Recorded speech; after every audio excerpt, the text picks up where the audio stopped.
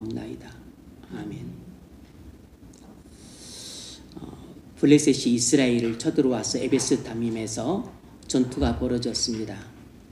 골리앗이 블레셋 선봉장으로 이스라엘 앞에 나와서 싸움을 걸었습니다. 1대1 결투를 신청한 것이죠. 골리앗은 아낙 자손으로 키가 3m요.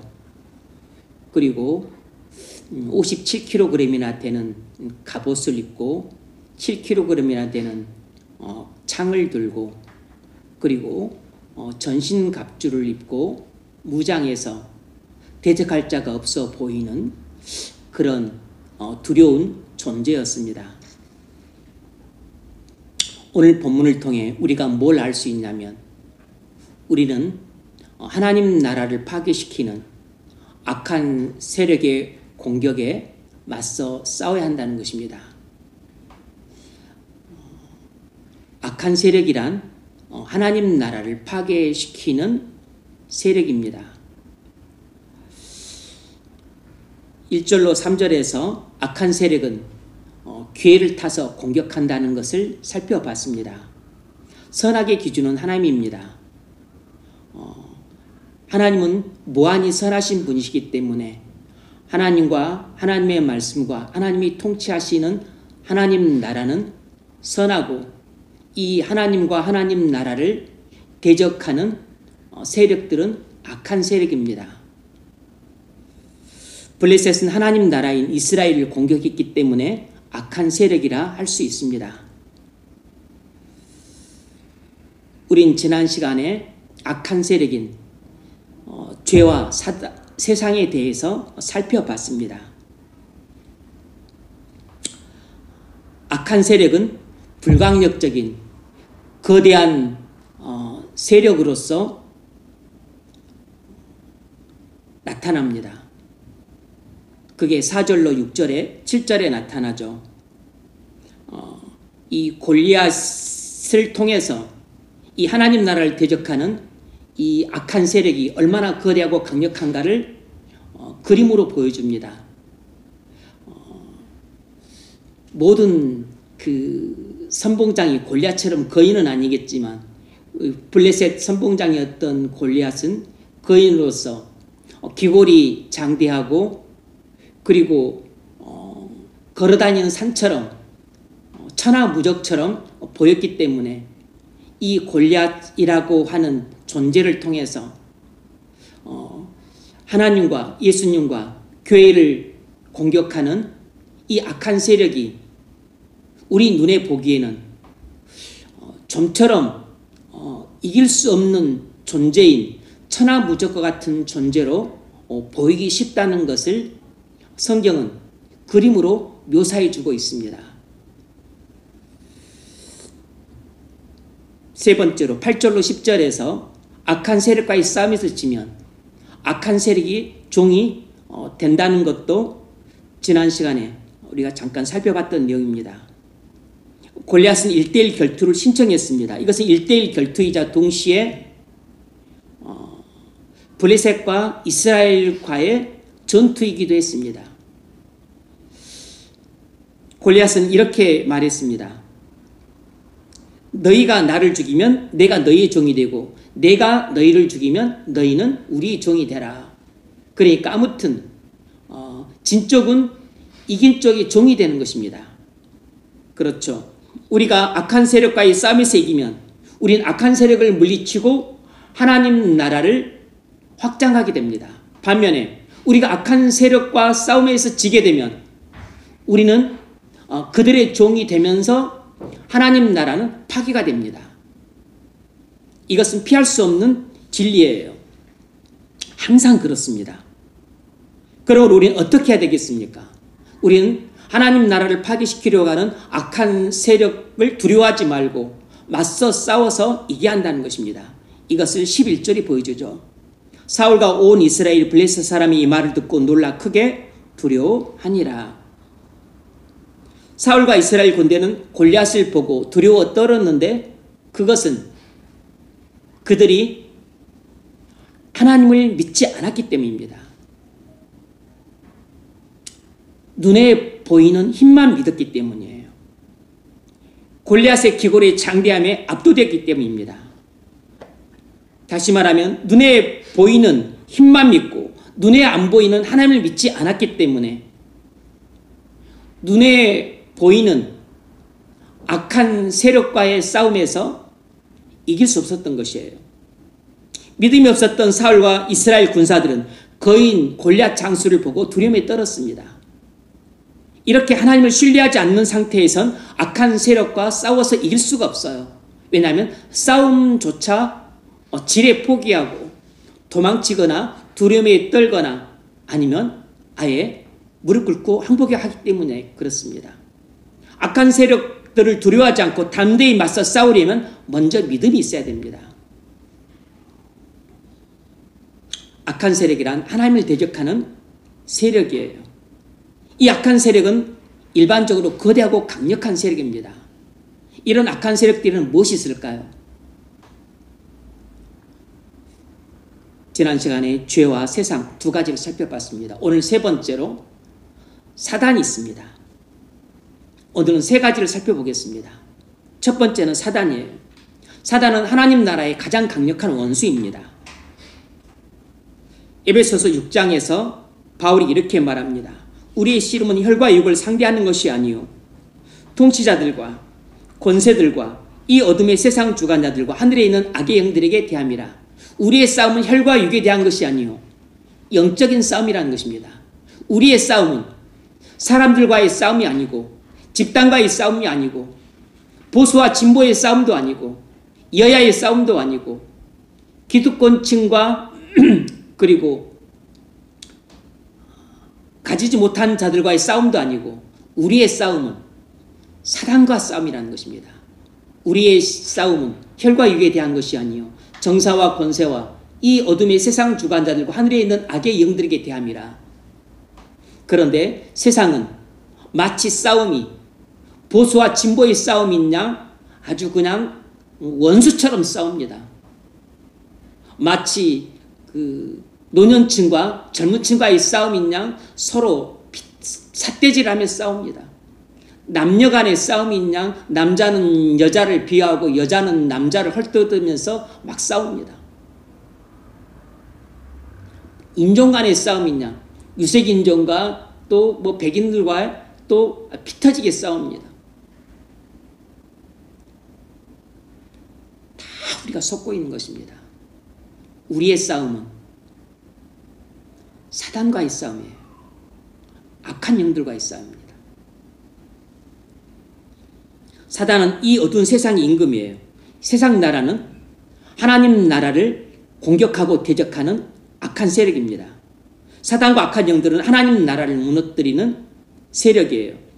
에베소서 2장 2절에서 사단을 공중에 권세 잡은 자라고 묘사했습니다. 하나님은 사단에게 잠시 이 세상의 권세를 잡도록 허용해 주셨어요.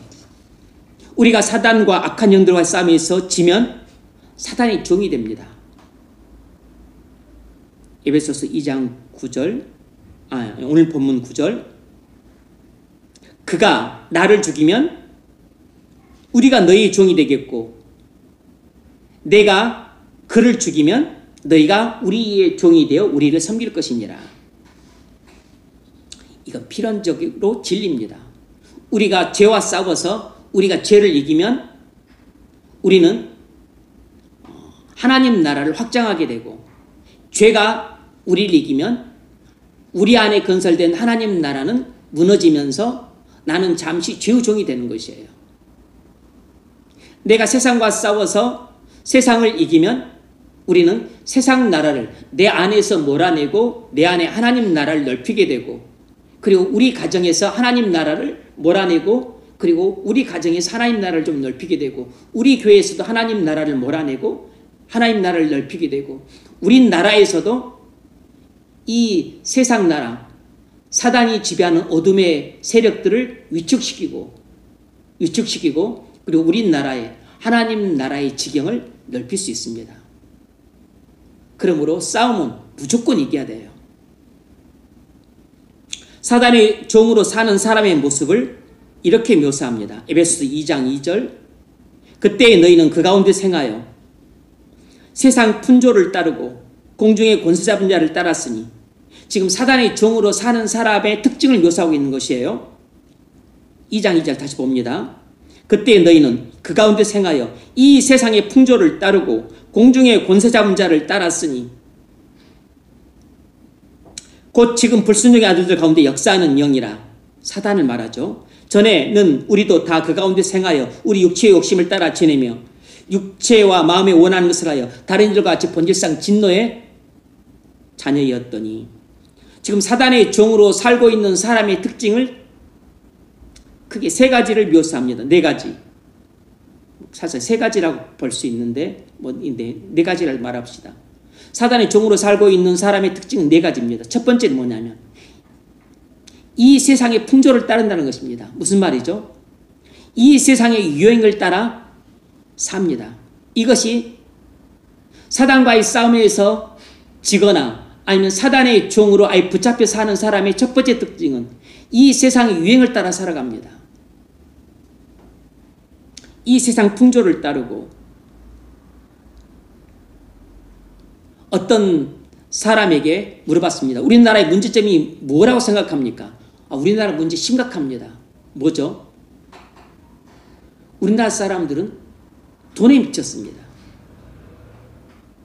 서구 사람들한테 가장 중요한 것이 무엇입니까? 라고 물으면 뭐 가족이다, 뭐 관계다, 뭐 또 사회다, 뭐 이렇게 대답을 일반적으로 하는데, 우리나라 사람한테 물어보면 다 돈이라고 대답합니다. 재산이라고 대답하고 풍족하게 물질적으로 사는 것이라고 대답을 합니다. 근데 이 대답을 비교적 똑똑한 젊은이가 대답을 했어요. 크리스찬은 아닌 것 같은데, 이게 조금 의식이 있고 생각이 있는 비교적 한 30대 정도의 청년이었는데 그렇게 대답을 하더라고. 자기가 볼 때 우리나라의 문제점은 쉽게 말하면, 문자를 쓰자면 황금 만능주의라는 거죠. 물질 숭배 사상에 온 나라 사람들이 다 빠져 있다는 것입니다. 이것이 이 세상의 풍조를 따라 살아가는 것이에요. 지금 이 세상의 풍조, 자본주의에서의 풍조뿐만 아니라 지금 사회주의 국가에서의 풍조는 더 심합니다. 황금 만능주의예요. 중국은 우리나라보다 훨씬 더 심하더구만. 사람 인격이 어떤지 뭐 그런 거 안 봅니다. 물질적으로 풍족한지, 집이 있는지, 돈 재산이 얼마인지 그것만 보는 경향이 아주 노골적이더라고. 우리나라도 이런 풍조가 강해요. 이런 풍조를 따라 살아가는 사람들이 바로 사단의 종입니다. 두 번째는 하나님 말씀에 순종하지 않습니다. 지금 불순종의 아들들 가운데 역사하는 영이라. 사단의 종으로 살고 있는 사람의 두 번째 특징은 하나님 말씀에 순종하지 않을 뿐만 아니라 하나님 말씀을 싫어하고 미워하고 그리고 대적하기까지 합니다. 세상에 이런 사람들이 대부분이에요. 그러니까 대부분의 세상 사람들은 악한 세력인 사단의 종으로 살고 있습니다. 세 번째 특징은 죄의 본성을 따라 삽니다. 육체와 마음에 원하는 것을 하여. 이 세상 사람들이 대부분 그래요. 사람들이 대부분 몸이 원하는 대로 살고 마음이 원하는 대로 삽니다. 이렇게 사는 사람들은 죄의 종이자 동시에 사단의 종이에요. 네 번째 특징은 하나님의 심판날이 있다는 것입니다. 진노의 자녀이었더니, 진노의 자녀들입니다. 성도들이 사단과 싸워서 지게 되면 어떻게 됩니까? 시험에 들어 실족을 하게 됩니다. 베드로전서 5장 8절을 보면 너희 대적 마귀가 삼킬 자를 찾아 우는 사자같이 두루 돌아다니니, 그러므로 누구라도 사단의 밥이 되기 쉽습니다. 에베소서 6장 16절에선 악한 자의 모든 불화살이란 말이 있습니다. 그러니까 사단은 우리에게 화살을 쏘듯이 시위를 당겨서 우리 마음을 향해 쏩니다. 우리 영적인 심장을 향해 쏴요. 그래서 돈의 시험 들게 하거나 사랑의 시험 들게 하거나 아니면 미움의 시험 들게 하거나 시기 질투에 빠지게 하거나 아니면 분노가 일어나게 하거나 탐심이 일어나게 하거나 아니면 믿지 않는 불신자를 사랑하게 만들거나 온갖 시험의 화살을 쏩니다. 사단이 우리에게 불화살을 쏠 때 우리가 믿음의 방패로 제대로 막아내지 못하면 우린 언제라도 사단이 쏜 화살을 맞아서 시험에 들게 되고 시험에 들게 될 때 우리는 항상 실족의 위험이 있습니다. 우리가 시험에 들어 넘어지거나 자빠졌다면 이는 우리가 사단과의 싸움에서 져서 사단을 종으로 섬긴 꼴입니다.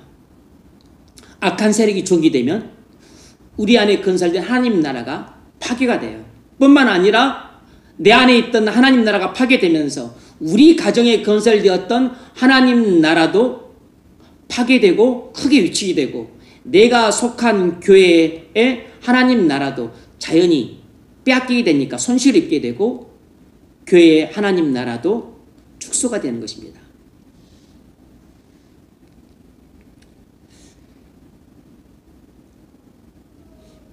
영규 형제 이야기인데 예전에 그 선현자매 결혼식 때 만나서 식 끝나고 식당에서 식사를 하게 되었는데 앞에 영규 형제 앉고 옆에 형규 형제 앉고 나눴는데 미네자매 결혼식 때 만나고 한 7, 8년 만인 것 같았어요. 오랜만에 만나서 반갑게 인사를 하고 그리고 이제 웃으며 식사를 하려고 하는데 형규 형제가 저한테 했던 이제 그 중요한 첫 마디는 이거였습니다. 목사님 정말로 미안합니다. 정말로 죄송합니다. 이렇게 말했어요. 목사님 정말로 죄송합니다. 나는 그 말이 무슨 말인가 했어요. 근데 조금 뭐 감흥이 오는 건 있었어요. 뭐 제가 바보는 아니니까 뭐 감이 오는 건 있었지만 그래도 뭐 조금 또 그 갑작스러운 말이라 뭔 소리냐고 난 뭐 무척 반가웠기 때문에 그냥 이제 근데 뭐 자초지장을 말하진 않지만 그냥 그동안 이제 한 7, 8년이지만 한 대략 한 10년 정도 되죠. 한 10년 정도 지나면서 그간의 자신의 심정을 그 한마디에 담아서 다 표현하고 있구나라는 것을 그냥 느꼈습니다. 뭐 몰라서 물었던 건 아니고, 근데 뭐 식사 자리니까 뭐 또 자초지장 다 어떻게 이야기하겠어요. 그러면서 이제 이야기하는 과정 속에서 문득 행간 속에 그 어떤 영적인 생활의 어려움, 신앙생활의 곤란함, 그리고 생각처럼 그렇게 일들이 진행되지 않는 것에 대한 참 난감함, 그리고 그동안 과거의 진리를 듣고 배우면서 했던 것을 이제 본인 현실에서 경험을 하게 되니까 이제 어떤 뼈저린 후회감, 뭐 낭패감, 그런 말들이 그런 심정이 묻어있는 말이구나라는 것을 조금 대화를 하면서 행간해서 제가 느꼈습니다.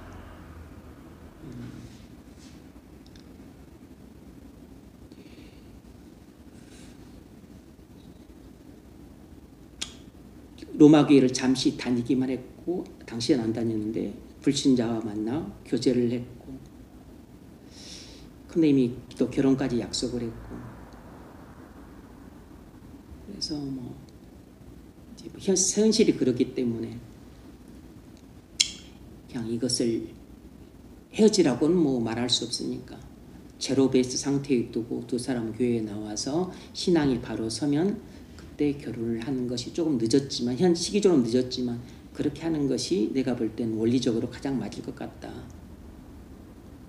그런데 이제 그런 말에 대해서 자매가 많이 시험에 들고 또 이제 제가 전했던 말이 자꾸 이상하게 제가 의도하지 않았는데도 불구하고 자꾸 하나님의 인도하심이라는 당시 그 주제를 가지고 설교를 했는데 그 주제를 몇 주를 갖고 설교했는데 자꾸 불신자와 결혼에 대해서 하나님이 정죄하시는 말씀을 계속 주셨어요. 그 설교를 하면서 제 마음이 무척 불편했습니다. 이 말을 들으면 틀림없이 자매가 많이 시험에 들고 영경제도 많이 마음이 불편할 텐데 전혀 저는 의도하지 않았는데 하나님이 계속 그렇게 말씀 주셨어요. 예상한 대로 자매가 완전히 시험에 들고 영경제도 완전히 나중에는 시험에 들고 그러던 어느 날 13년 12월 경이었습니다. 12년 12월 말이었습니다. 13년도 예산을 제가 짜가지고 왔는데 그때 영경제 모습을 제가 잊을 수가 없어요. 저는 그런 모습을 처음 봤습니다. 이미 뭐 교제한 지가 벌써 그 당시에 7년, 8년 이렇게 되던 차였고 가까이서 또 교제하며 지냈기 때문에 누구보다 잘 아는데 그런 모습은 처음 봤어요. 이전에 한 번도 보지 못했던 모습입니다. 좀 말하기 뭐하지만 제가 정죄나 비방이 아니고 저는 지금도 사랑해서 위해서 늘 매일같이 기도합니다. 그의 눈빛과 언행심 사이에서 사단이 보였습니다. 사단이. 저는 그런 거 처음 봤습니다. 뭐 그때 제가 영적인 상태가 좋았던 것도 아닌데.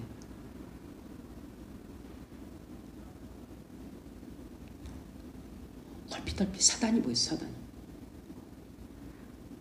예전에 목사님들이 막 사단이 입안에 있다 뭐 하는 것들이 그때 제가 실감을 했습니다.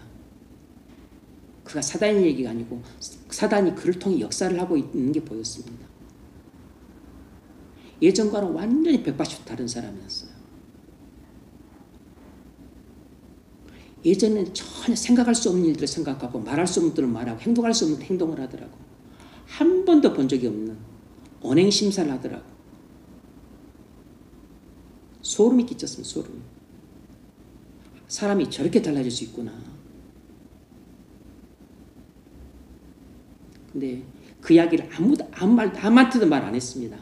듣는 사람도 오해를 하고 또 전해지기라도 하면 시험에 들까 봐.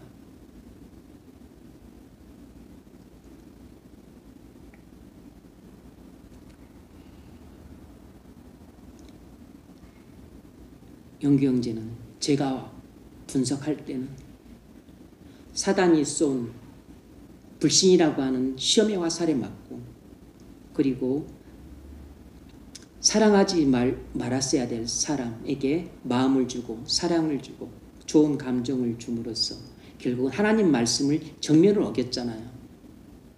그래서 사단에 쏘는 그 불순종이라는 화살을 맞고 그래서 믿지 않는 자하고는 멍에를 함께하지 말라고 했음에도 불구하고 불순종하고 그래서 끝내 그 길을 따라 걸었는데 그게 사단의 시험에 맞고 쏘는 화살에 맞고 시험에 들어 실족한 상태였습니다.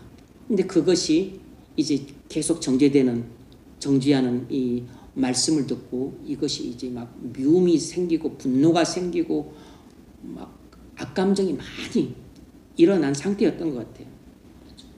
자매는 말할 것도 없고 자매는 고개도 들지 않고 푹 속이고 그리고 이제 그 다음에 그 다음에 몇 달 지나서 교회를 떠나게 됐는데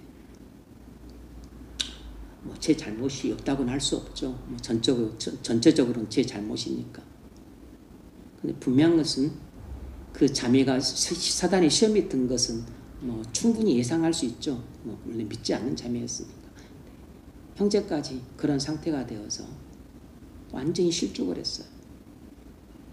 그리고 저와 또 제가 교회 하는 일에 대해서 항상 서포트하고 누구보다 가장 강력하게 서포트해주고 그리고 전적으로 신뢰하고 전적으로 이렇게 또 순종하던 사람이 완전히 돌변을 했습니다. 그리고 결국 실족을 했습니다. 그리고 결국 교회를 떠나갔고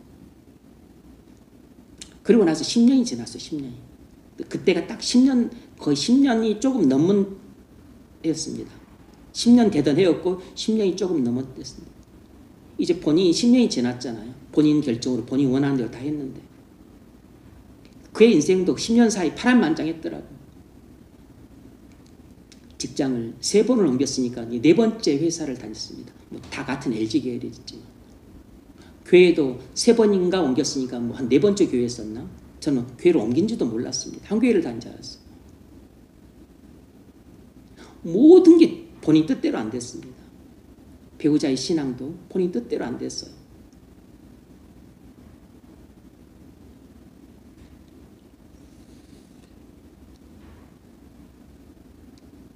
하나님 나라가 파괴돼 버린 것입니다. 왜죠? 악한 세력인 사단과의 싸움에서 이겼어야 되는데 사단의 쏘는 화살을 맞고 시험에 들어 실족함으로 본인 안에 있던 하나님 나라도 잃어버리고 가정에 세워야 될 하나님 나라도 상실해버리고 하나님 나라가 다 파괴돼 버렸어요.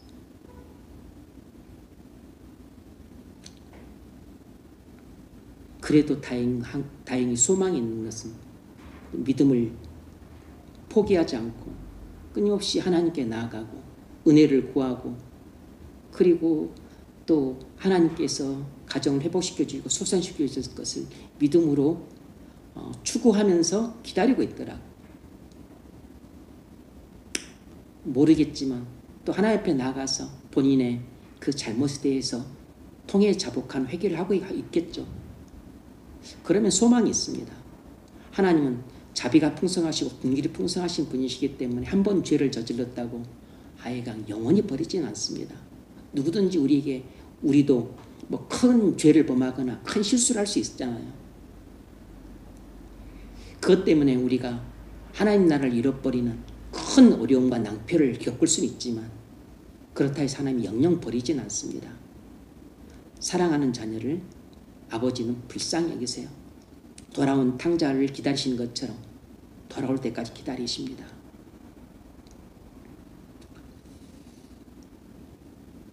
우리가 사단과의 싸움에서 지게 되면 어떻게 됩니까? 거짓말로 사람들을 속입니다.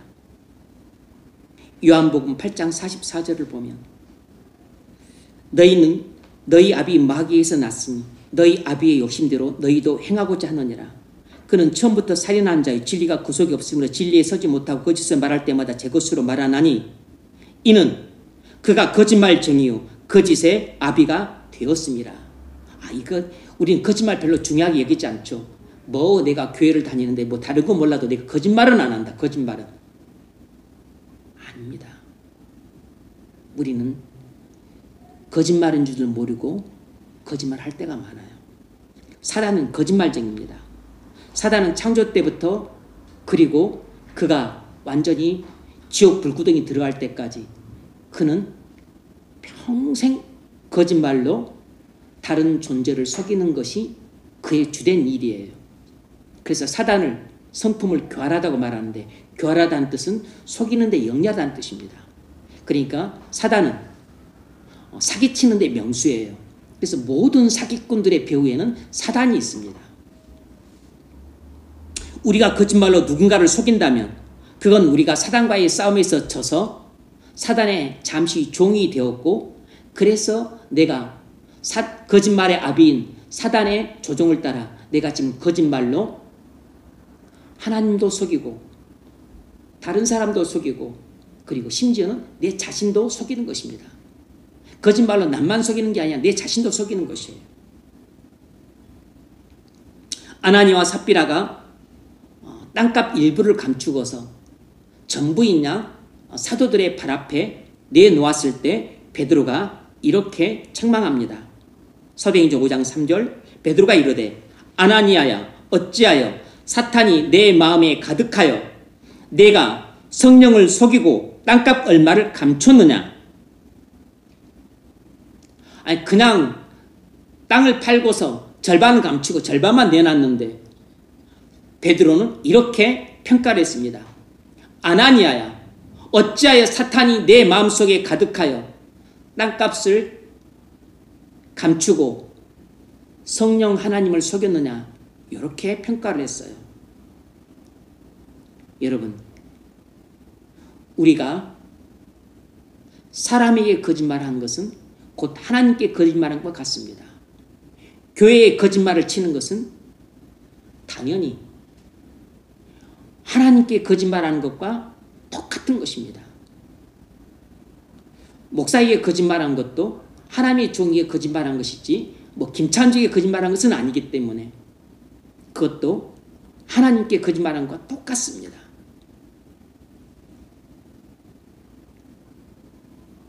이 땅이 그대로 있을 때는 내 땅이 아니며 판 후에도 내 마음대로 할 수 없더냐. 어찌하여 이 일을 내 마음에 두었느냐. 사람에게 거짓말한 것이 아니요 하나님께로다. 뭐라 그랬죠? 아냐냐 너는 나를 속인 것이 아니고 하나님을 속였다. 이렇게 말한 것입니다.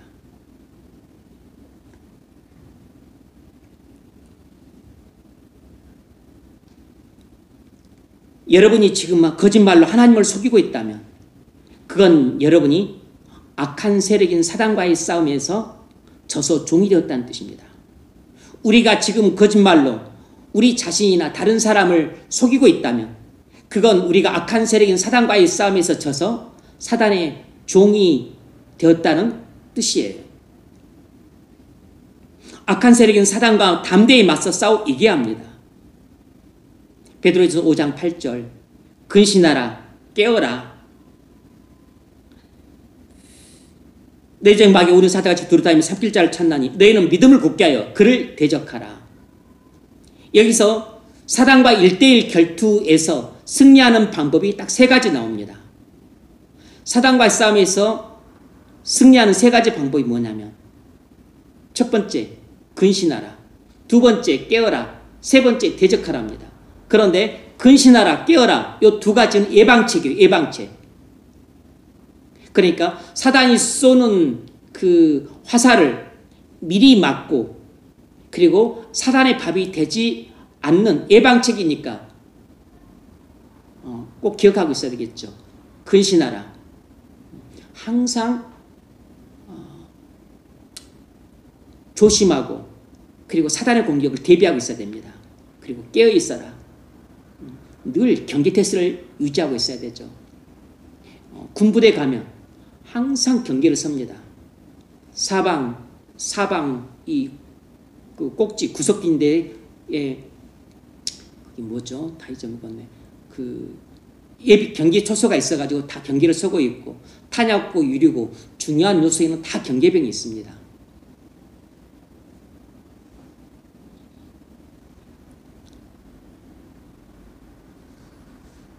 그리고 마지막 3번째로 대적하라. 사단과 결투시 물러서지 말고 죽기 살기로 싸워서 물리치라는 것입니다. 대적하라는 것은 이제 사단과 맞서 싸울 때 겁먹지 말고 도망치지 말고 두려워서 포기하지 말라는 것입니다. 사단과 싸우게 되면 싸우라는 것이에요. 싸워서 이기라는 것입니다. 왜냐하면 이길 수 있으니까. 예수님이 십자가에서 사단의 머리를 깨부심으로 이기셨어요. 우리 힘으로는 사단을 이길 수 없죠. 그런데 우리는 예수 안에서 예수의 권능을 덧입어서 사단과의 싸움에서 이길 수 있습니다. 내 안에 성령께서 계시고 내가 예수 안에 있으므로 그래서 우리는 예수 안에서 성령의 권능을 덧입어서 사단과 싸움에서 이길 수 있어요.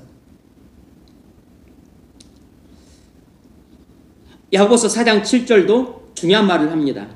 그런즉 너희는 하나님께 복종할지어다. 마귀를 대적하라. 그리하면 너희를 피하리라. 대적하라. 마귀를 대적하라. 그리하면 너희를 피하리라. 그러니까 우리가 마귀하고 맞서서 죽기 살기로 1대1로 싸우려 들면 마귀가 물러선다는 것입니다.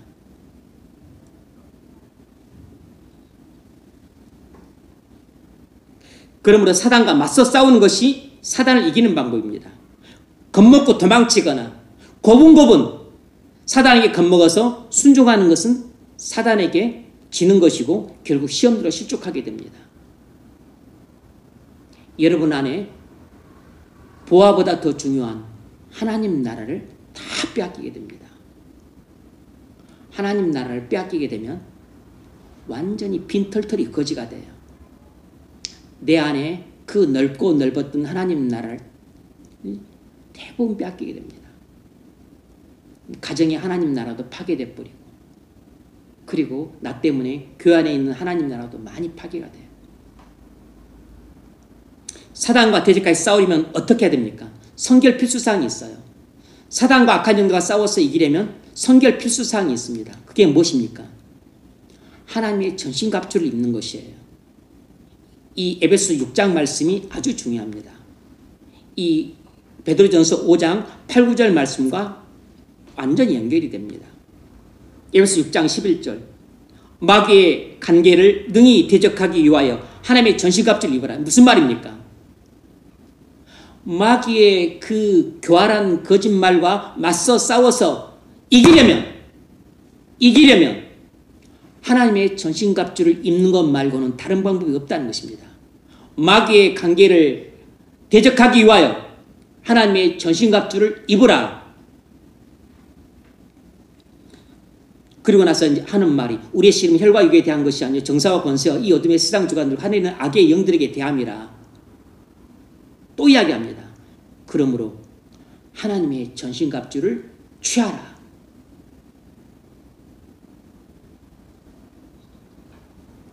그리고서 이제 하는 말이 이는 악한 날에 너희가 능히 대적하고 모든 일을 행한 후에 서기 위함이라. 무슨 말입니까?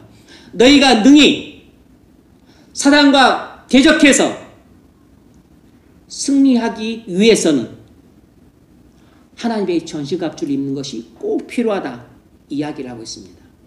그리고서 이제 하나님의 전신갑주가 무엇인지를 설명하고 있어요. 진리로 허리띠를 메고 의의 흉배를 입고 평안의 복음을 예비한 신발을 신고 믿음의 방패를 들고 그리고 구원의 투구를 쓰고 성령의 급 하나님의 말씀을 가지라. 이렇게 이야기를 해요.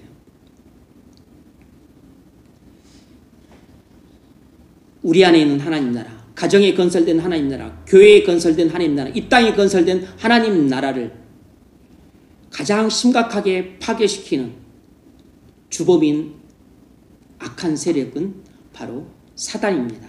사단과 악한 영이에요. 사단과 싸움에서 이기는 방법은 절대로 두려워서 도망치면 안 됩니다. 그러면 100점 100패예요. 사단은 아예 내 머리가 터지고 몸이 부서지는 한이 있더라도 사단과 1대1 결투를 해야 됩니다. 물론 나 혼자만이 아니죠. 반드시 내가 그리스도 안에서 그리스도와 연합해서 그리고 내 안에 성령께서 계셔야 돼요. 그리고 그것만 다 갖고도 안 됩니다. 하나님의 전신갑주로 골리앗처럼 완전 무장을 해야 됩니다. 구원의 투구를 쓰고 골리앗이 그랬죠. 의의 흉배를 입고 진리의 허리띠를 메고 평안의 복음으로 예비한 신발을 신고 골리앗이 녹각밭을 찼잖아요. 어린 갑을 입었고 그리고 믿음의 방패를 들고 성령의 검으로 무장을 해서 그렇게 해서 다윗과 싸워야만 이길 수 있습니다.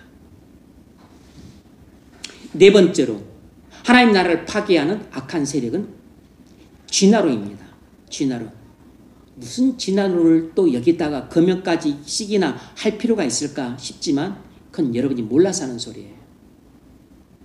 1859년 찰스 다윈이 종의 기원을 이라는 책을 출간한 후부터 진화론이 세상에 대두되기 시작했습니다.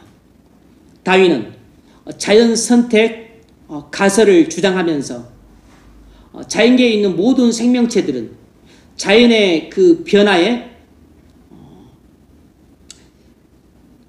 적응하는 종들만 살아남았다.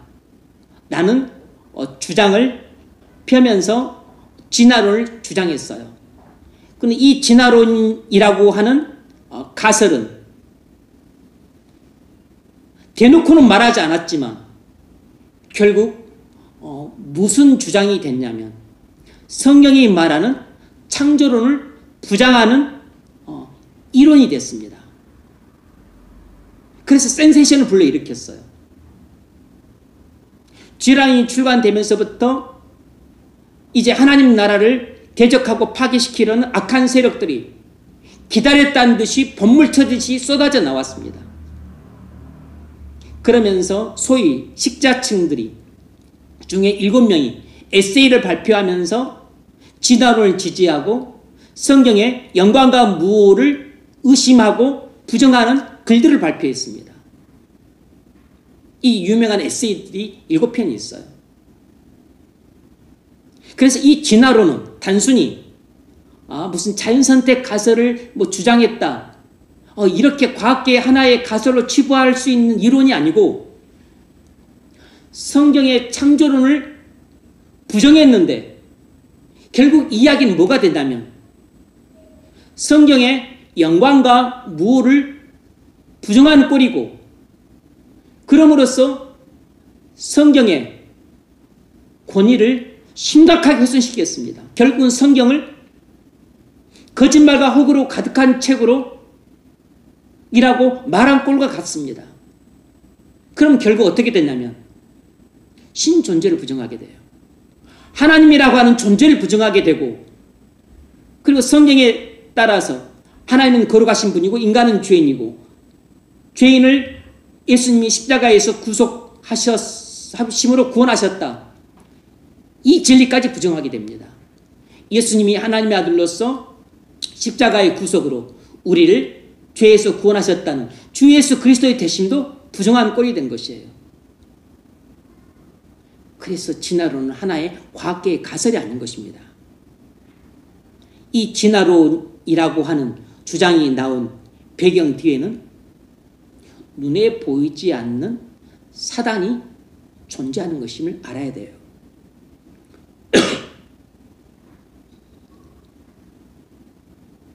그래서 이 진화론은 하나님 나라를 심각히 파괴하는 악한 세력의 마치 골리앗 같은 선봉장 역할을 그때부터 지금까지 하고 있는 겁니다. 1920년 미국에 스콥스 재판이 있었다고 말씀드렸죠. 미국은 영국의 청교도들이 신앙의 자유를 찾아 아메리카에 와서 건설한 청교도 나라예요. 50가정마다 학교 하나를 세워서 학교에서 먼저 성경을 가르치고 그리고 기도를 하고서 공부를 시작했습니다. 미국 하버드대나 예일대나 그냥 당시 미국에 있던 초창기 모든 학교들은 전부 영국 청교도들이 세운 학교들이에요. 하버드나 예일대도 전부 청교도들이 세운 학교입니다. 물론 나중에 유니테리안에 넘어가고 또 뉴 디벤치 넘어가고 했지만 그래서 1920년대까지만 하더라도 당시 미국의 대부분의 주에서는 법으로 진화론을 가르친 것이 금지되어 있을 정도로 그렇게 미국 청교도 신앙의 엄격한 규율하에 미국이라는 나라 자체가 돌아가고 있었어요. 1920년이라 그러면 지금으로부터 100년밖에 안 됩니다. 그래서 1920년 이 스쿱스라고 하는 이 고등학교 그 생물 교사가 미국 엘레바마 주에서 헌법에서는 진화론을 가르치는 것이 법적으로 금지되어 있었는데 진화론을 가르쳤다가 고발당해서 법원에서 당시로서 큰 금액이었던 $100 벌금을 부과받았습니다. 당시에 큰 금액이었어요. 그러자 항소하고 또 상고해서 나중에 주 대법원과 연방 대법원에서 판결이 뒤집혀 버렸습니다. 무죄 판결을 받았어요. 이것은 당시 미국에서 센세이션한 그 재판이었었는데 이것은 1891년 미국 유니온 신학교 찰스 브릭스를 통해서 고등비평과 자유주의 신학이 독일로부터 들어온 그 영향을 보이지 않게 받은 결과라고 볼 수도 있습니다. 이 찰스 브릭스에서 1891년 미국 유니온 신학교 교수에 의해서 이제 자유주의 신학이 미국에 본격적으로 소개되기 시작을 했어요.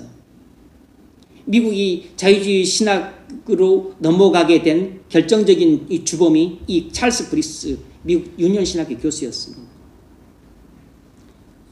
미국 기독교의 성경의 영광과 무호 사상이 흔들리게 되고 경건한 청교도 신앙이 위협받기 시작했습니다.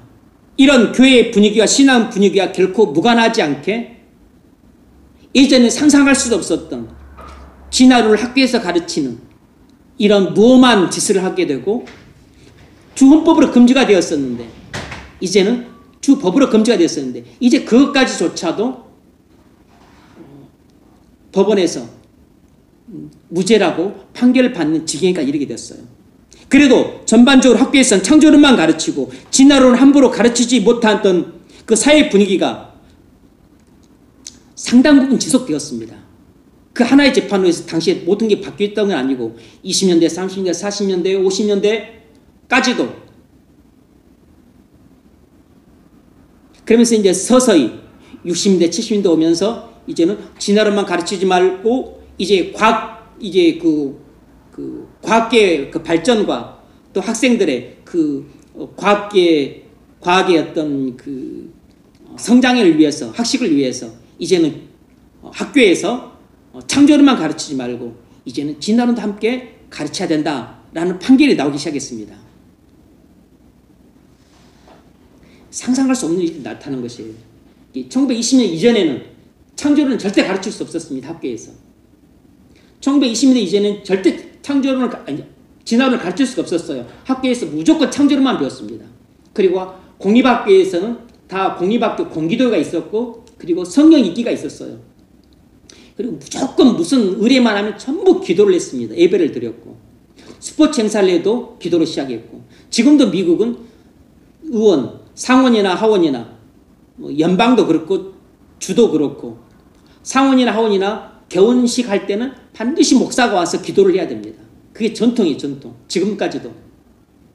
그런데 학교에서 그랬던 것은 종교의 자유라고 하는 그 명목 때문에 그렇습니다.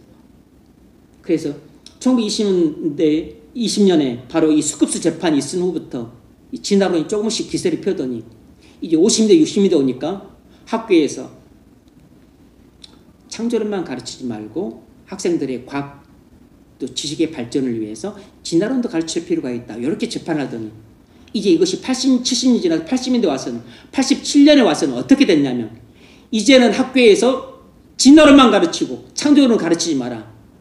이렇게 판결이 완전히 나버렸습니다. 불과 한 67년 사이에 미국의 판도가 이렇게 바뀌었어요. 뭐냐면 종교의 자유 때문에. 그러니까 이제 창조론은 예전에는 창조론을 진리로 믿고 가르쳤는데 학교에서 이제는 창조론을 기독교라고 하는 일개의 종교에서 가르치는 교리 정도로만 여긴 것입니다. 어떻게 기독교라고 하는 일개의 그 종교에서 가르치는 교리를 학교에서 가르칠 수가 있냐. 다른 종교를 믿는 사람도 있는데 그래서 1987년 미국 연방대법원에서 창조론을 교회에서 가르치는 것을 학교에서 가르치는 것을 완전히 금지했습니다. 이제는 진화론만 가르쳐야 돼요. 진화론이 무슨 진리냐. 이것이 보여지는 신학적 의미가 큽니다. 왜냐하면 이 1987년에 이것을 통해서 이제 공식적으로 미국은 완전히 탈기독교화를 한 것입니다.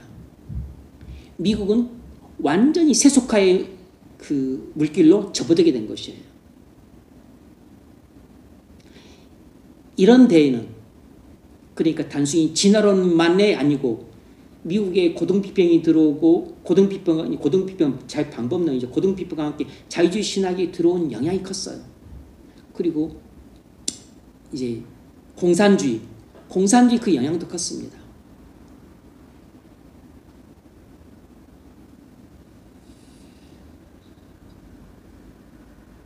여러분, 오늘날 진화론은 과학계에서 정설로 받아들였지만 아직도 증명되지 않은 가설일 뿐입니다. 진화론은 단순히 창조론을 방대하는 과학계 하나의 이론이 아니에요. 앞서 말씀드렸던 것처럼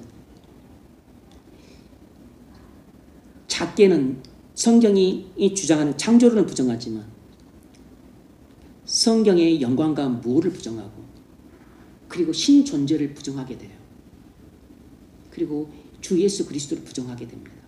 그 기독교 신앙을 완전히 부정하는 그런 하나님 나라를 파괴하는 사단에 의해서 만들어진 거짓 가설에 불과한 것입니다.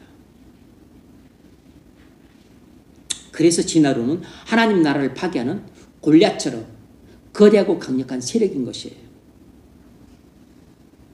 진화론은 진리가 아니기 때문에 잠시 유행하다가 없어질 이 세상의 풍조에 지나지 않을 것입니다. 지금은 우리나라에서는 여러 이 진화론의 전도사들이 있습니다. 제가 좋아하는 최재천 교수님도 그렇고 또 영국의 리차드 도킨스 같은 사람들은 진화론의 전도사를 자처하지만 그들은 과학에 대해서는 일부분 잘 알지 모르지만 성경이 말하는 진리에 대해서는 모르기 때문이에요. 안타깝게도 최조청 교수님은 아내가 열심히 교회를 다니기 때문에 본인도 가정의 평화를 위해서 교회를 나가고 있다고 말씀을 하시더라고요. 교회를 나가고 있는 등록된 신자지만 창조를 믿지 않고 진화를 믿고 있는 분이세요. 뭐 하는 분이죠? 에베소서 2장 2절. 너희는 그때 이 세상의 풍조를 쫓고 이 세상의 풍조를 쫓고 있는 것입니다. 불순종의 아들들 가운데 역사하는 영에 사로잡혀 있는 겁니다.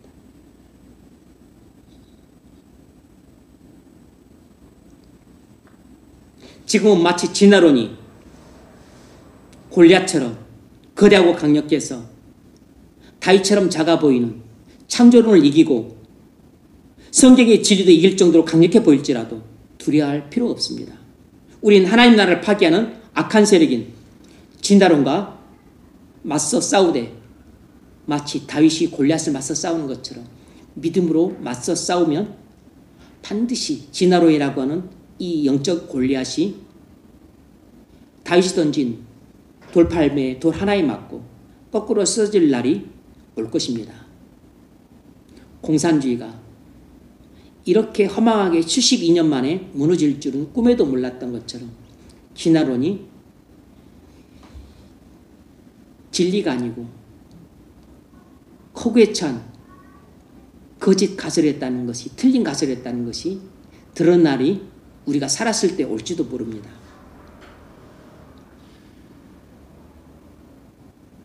진화론을 믿는 사람들은 이 세상의 풍조를 따르는 사람들이고 공중의 권세 잡은 자를 따르는 사람들이에요. 사단에 사로잡혀서 불순종하는 사람들입니다. 진화론을 믿는 것은 본질적으로 이 세상의 과학계 유행을 따르는 것에 불과해요. 하나님 말씀만이 진리입니다. 아버지의 말씀은 진리입니다. 찰스 다윈의 조부, 외조부 모두 유명한 자유 사상가들이었고 그의 부친은 무신론자 의사였고 그의 어머니는 유니테리안 신자였습니다. 그러니까 다윈은 자유 사상이 편만하고 무신론이 득세하고 그리고 잘못된 유니테리안 그 이단 신앙을 가진 엄마 밑에서 성장했기 때문에 단 한 번도 제대로 삼위일체 교리에 대해 듣고 배워본 적이 없고 예수님은 참 하나님이시요 참 사람이라는 그리스도의 양성교리에 대해서 듣고 본 적이 없는 사람이에요. 나중에 직업으로 영국 성공의 목회자가 좋겠다 싶어서 캠브리지 때 가서 수학을 했지만 결국 자기 길이 아님을 깨닫고 나중에 생물을 선택했죠.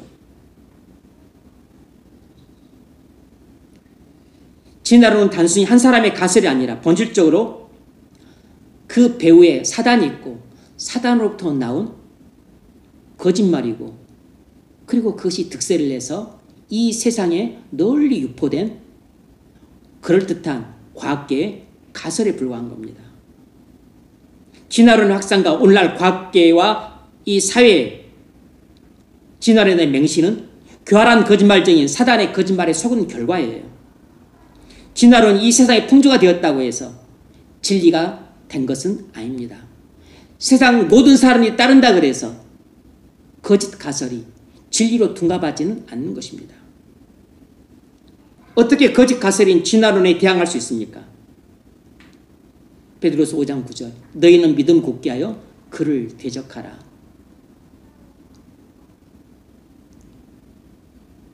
마귀의 관계를 능히 대적하기 위하여 하나님의 전신갑주를 입으라.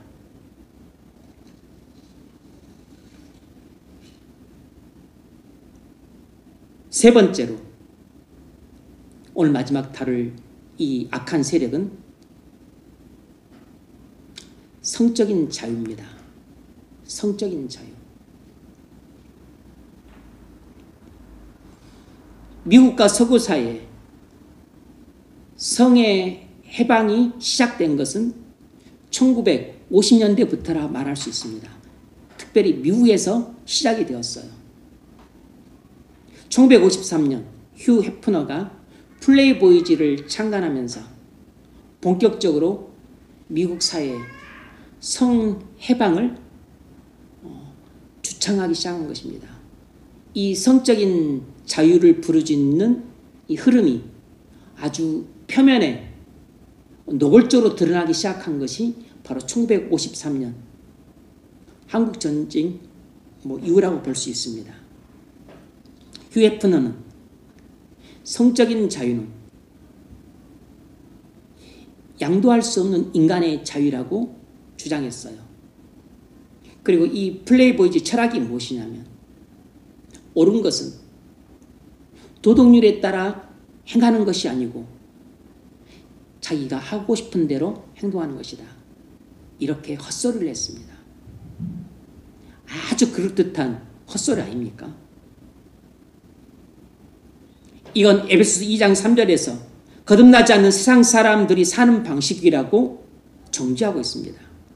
육체를 따라 육체와 마음에 원하는 것을 하여. 그러니까 휴 해프너는 그 사회가 정해둔 그런 윤리 도덕의 억압을 받지 말고 거기서 벗어나라. 그리고 네 몸이 원하는 대로 살고 네 마음이 원하는 대로 살아라.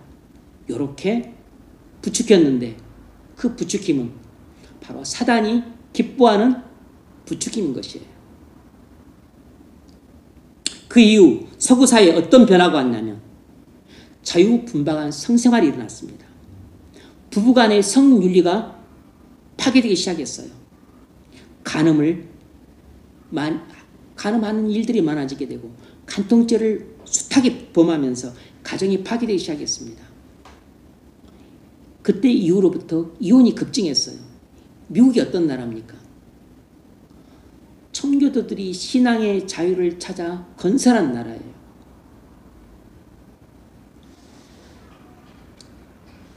(1920년만) 하더라도 진화론을 자체를 가르치는 것이 주법을 어기는 것이었다니까.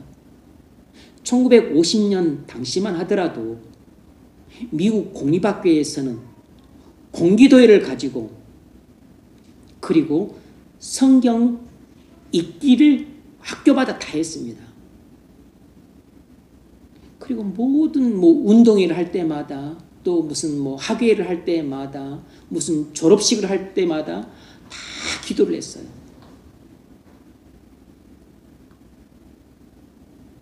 그랬던 나라에서 성해방이 웬 말입니까? 그랬던 나라에서 이혼을 생각했겠어요? 미국은 기독교 신앙이 그 기초를 이룬 나라입니다. 그래서 인간의 미국인의 개인 윤리뿐만 아니고 미국 자체의 사회 윤리가 기독교 윤리를 다 근간으로 한 개인 윤리고 사회 윤리예요. 그러니 간음이나 간통 그리고 이혼 같은 것을 당시로서는 생각하기 어려웠는데 이 성의 해방을 주창한 이 흐름이 본격적인 물살을 타기 시작하면서부터 미국에서 이렇게 몸이 원하고 마음이 원하는 대로 하는 이런 그 세상의 이 파고가 높게 일기 시작한 것이에요. 남녀 간의 성윤리가 파괴되었습니다. 기독교 신앙이 기초한 사회윤리도 서서히 무너지기 시작했어요. 사회의 도덕적 부패가 가속화 될 건 뻔합니다. 여기서 그치지 않았습니다. 이제 한술 더 떴습니다. 동성애 자유를 주장하기 시작한 것이에요. 영국이나 미국 당시 1950년 그 이전까지만 하더라도 동성애는 영국에서도 불법, 미국에서도 불법이었습니다. 동성애자들은 그 자신들의 이 타락한 본능을 감출 수 없어서 막 뒤에서 쉬쉬거리면서 했는데 드러내고 할 수가 없었어요. 불법으로 처벌받았습니다. 두 나라 다 기독교 신앙 기초에 세워진 나라였기 때문에 이 기독교적 개인윤리와 기독적 사회윤리가 그 나라의 근간을 이루고 있었어요. 그런데 진화론과 공산주의와 이 자유주의 신학의 발흥으로 말미암아 예전에 기독교 신앙이 변질되면서 사회 분위기가 점차 자유를 강조하고 인권을 강조하고 그리고 도덕적으로 타락한 방향으로 흘러갔습니다. 그래서 동성애를 성경이 금지하고 사회 윤리적으로 금지한 죄라는 관점에서 보지 않고 이제 성적인 취향이라고 하는 관점에서 보기 시작했어요. 동성애를 인권의 관점으로 보면서 이게 완전히 둔갑을 했습니다. 그래서 동성애를 반대하고 그리고 처벌하는 것을 인권 탄압이라고 둔갑시켰습니다. 국제 엠네스티에서도 우리나라에 왜 서구 선진국들처럼 그렇게 동성애에 대한 자유를 주지 않냐고 자꾸 공고하는 그런 시정서가 옵니다. 동성애 자유를 주라고. 무슨 개벽다귀 소리를 하는지 모르겠어. 퀴어 축제가 서울시청 광장에서 해년마다 열리는데 거기 작년에는 주한 미 대사가 참석하고 서구 유럽의 여러 선진국의 대사들이 참석했습니다. 뭐 하는 짓인지를 모르겠어요. 그게 아마 선진국의 인권 존중, 자유 존중, 이념, 그게 선진국의 이념이라고 생각을 하는가 봐.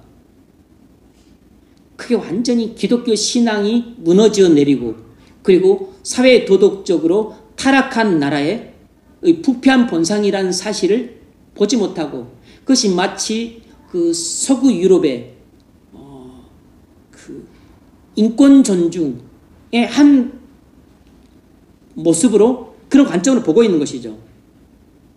착각입니다. 차별금지법. 이제 이런 것들이 등장하기 시작했습니다. 인종차별, 종교차별은 금지해야 되겠지만 동성애자 차별이나 또 트랜스젠더 차별 이것도 금지하는 조항이 실려 있습니다. 잘못된 차별은 당연히 금지해야 되지만 동성애나 트랜스젠더는 성경이 금하고 그리고 법으로도 금지해야 될 사항이기 때문에 그리고 우리나라 윤리관념에도 부합하지 않는 일들이기 때문에 허용해서는 안 되는 거죠. 우리는 무조건 성경 자체가 금하기 때문에 이런 악법들을 허용해서는 안 되고 강력히 반대한 일에 앞장서야 됩니다. 현재 미국 캘리포니아 주 학교에서는 동성애 교육 실태가 이루 상상을 불허할 정도입니다. 저는 뉴스에서 들은 건데 현재 미국 캘리포니아주 초등학교에서는 학생들에게 동성애 교육을 실시하고 있습니다. 동성애는 절대 나쁜 게 아니다. 인간은 물리적으로는 남자로 태어났지만 여자가 되고 싶은 욕구가 있을 수 있고 여자로 태어났지만 남자가 되고 싶은 욕구가 있을 수 있다. 절대 잘못된 게 아니다.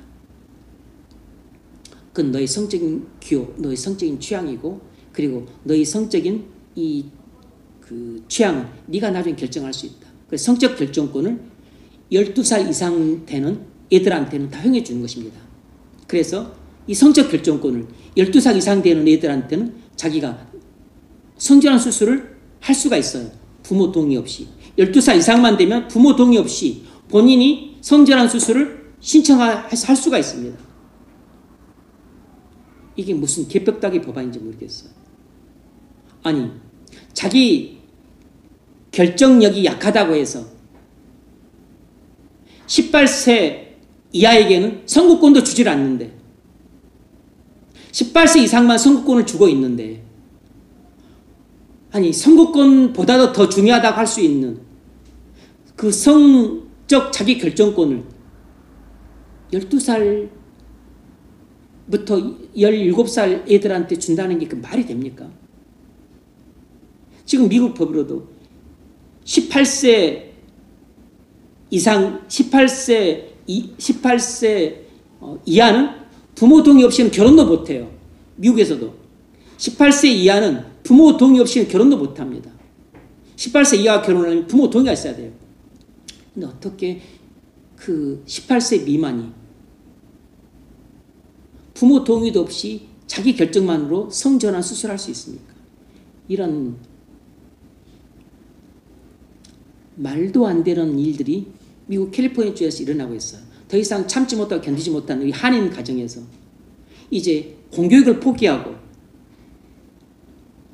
애들을 학교에 안 보내고 홈스쿨을 하는 가정이 늘어나고 있는 실태라고 합니다. 그리고 이런 학교에서 동성애 교육을 반대하고, 그리고 애들이 나는 남자인데 나는 여자로 살고 싶다. 나는 여자인데 남자로 성전환 수술하겠다. 그러면 그것을 반대하고 못하게 막으면 또 학교에서 동성애 교육 받는 것을 애들한테 틀렸다고 말하고 동성애에 대해서 그건 죄라고 말하고 이러면 부모에게서 자녀의 양육권을 박탈해 버립니다. 지금 우리나라에서 상상할 수 없는 일들이 일어나고 있어요. 자녀 양육권을 박탈해 버려요. 그러자 이런 현실을 견디지 못한 한인 가정에서 애들을 안 보내고 그냥 내가 교육시키겠다 해서 홈스쿨링을 하는 가정이 계속 늘어나고 있는 실정이에요. 이처럼 성적인 자유를 주장하는 세상의 풍조는 하나님 나라를 파괴하는 거대하고 강력한 세력입니다. 마치 넘실대며 해안을 향해 밀려 들어오는 강력한 밀물과 같은 세력이라 할 수 있어요. 성적으로 자유분방한 생활과 동성애와 트랜스젠더 같은 이 성의 해방을 퍼뜨리는 세상의 풍조는 사단에 의해서 일어나고 있는 세상의 풍조라는 사실을 알아야 됩니다. 우리의 신앙을 약화시키고 하나님 나라를 무너뜨리는 악한 세력들이에요. 우리는 이런 악한 세력이 아무리 강해 보여도 겁먹을 필요는 없습니다. 맞서 싸워야 되고 싸워서 반드시 이겨야 됩니다. 말씀을 맺겠습니다. 오늘은 하나님 나라를 공격하는 악한 세력 3가지를 살펴봤습니다. 첫 번째는 사단, 두 번째는 진화론, 세 번째는 성적인 자유. 이들은 우리의 신앙을 공격하는 골리앗처럼 거대하고 강력한 세력이에요. 우리 힘으로 도저히 이길 수 없을 것처럼 보입니다. 사단과의 싸움은 종말 때까지 계속됐지만 진화론의 이 성적인 자유와의 싸움은 언제까지 계속될지 몰라요. 그러나 두려워할 필요 없습니다. 여러분, 공산주의가 어떻게 무너졌는가를 기억할 필요가 있어요. 공산주의는 1867년 칼 막스가 자본론을 발간한 후에 세력을 얻었지만 그러나 현실화되지 못하고 있다가 1917년 레닌의 볼셰비키 혁명을 통해서 러시아에서부터 이제 본격적으로 세상에 온전히 드러나기 시작을 했어요. 그 전에는 이론과 사상으로만 퍼졌지만 로자 룩셈부르크에 의해서 1917년에 드러났다가 1989년에 베를린 장벽이 무너지면서 이제 무너졌습니다. 72년 만에 무너졌어요. 당시 공산주의가 50년대, 60년대에 막 들불처럼 퍼져나갈 땐 온 세상을 집어삼킬 것 같았습니다. 불과 70년 사이에 온 세상을 빨갛게 물들였어요. 온 세상의 절반을 빨갛게 물들였습니다. 절반을. 유럽, 아시아, 아프리카, 남미. 그런데 거의 한날 한순간에 거대한 탑이 무너지듯이 한순간에 속절없이 무너졌습니다. 공산주의가 그렇게 무너질 것이라고 예측한 사람은 지구상에 한 사람도 없었어요. 진화론이라고 하는 거탑도 공산주의가 무너지듯이 그렇게 무너질 날이 올 것입니다. 물론 이런 성적인 자유를 주장하는 이런 세상의 풍조는 약화될 수 있어도 한날에 무너지거나 그러지는 않겠죠. 사단도 우리가 싸워서 물리칠 수는 있지만 사단과의 싸움은 우리 평생의 싸움입니다. 이런 거대하고 강력한 악한 세력과의 싸움에서 어떻게 이길 수 있습니까? 우리 힘으로는 이길 수 없어요. 그런데 이길 수 있습니다. 어떻게? 예수님이 십자가에서 사단을 이기셨어요. 예수님이 십자가에서 세상을 이기셨습니다. 그러므로 우리는 예수 그리스도를 믿음으로 그와 연합되어서 그리스도 안에서만 이길 수 있습니다. 예수 그리스도를 믿고 그와 연합돼야 돼요. 그리고 우리 안에 계시는 성령의 능력으로 사단과의 싸움에서 이길 수 있습니다. 근신하고 깨어있고, 그리고 깨어있을 때 뭘 할 수 있죠? 사단이 나를 향해 시험의 화살을 쏜다는 것을 알아차릴 수 있습니다. 그때 믿음의 방패로 탁 맞고, 그리고 성령의 검 칼로서 사단을 대적하는 것이죠.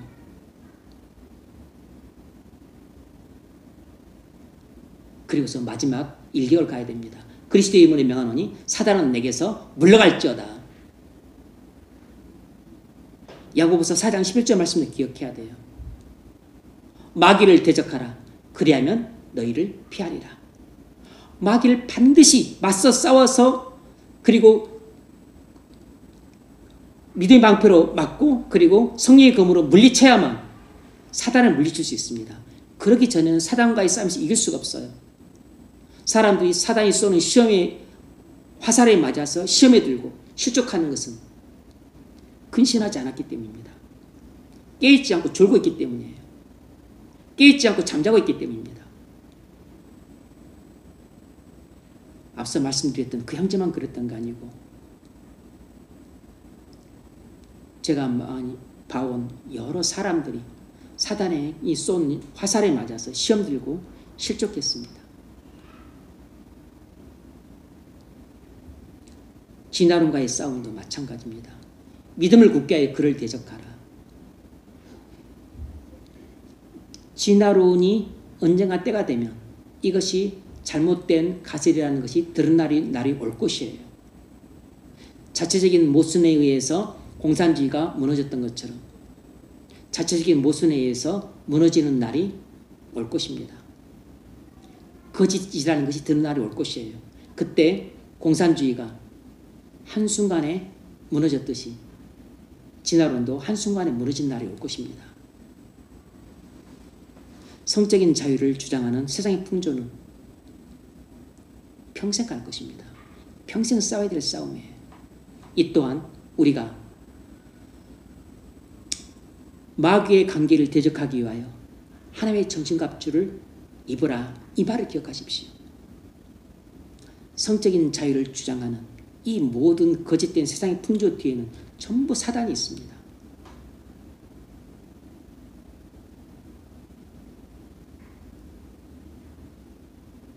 그러므로 하나님의 정신갑주를 입어라. 너희가 이 사단과 싸워서 이기기 위함이라. 하나님 나라를 공격하고 대적하는 거대하고 강력한 세력들은 죄나 세상이나 사단이나 진화론이나, 그리고 이 성적인 자유를 주장하는 풍조나 이것 외에도 많이 있습니다. 그러나 이것들과의 싸움에서 이기는 방법은 대부분 대동소이합니다. 깨어있어야 돼요. 근신해야 됩니다. 그리고 사단을 대적해야 돼요. 대적해서 이기려면 하나님의 정신갑주를 입어야 됩니다. 하나님의 정신갑주를 입는다는 것은 한마디로 말하면 그리스도로 옷 입는다는 것 말 같습니다. 로마서 13장 말씀이에요. 로마서 13장 14절 말씀. 그러므로 여러분, 예수 그리스도를 믿으십시오. 그와 연합되십시오. 그리고 하나님의 정신갑주를 입으십시오. 그래야 하나님 나라를 파괴하는 거대하고 강력한 골리앗 같은 악한 세력과 싸워 이길 수 있습니다. 그런 은혜가 있기를 주의 이름으로 축원합니다.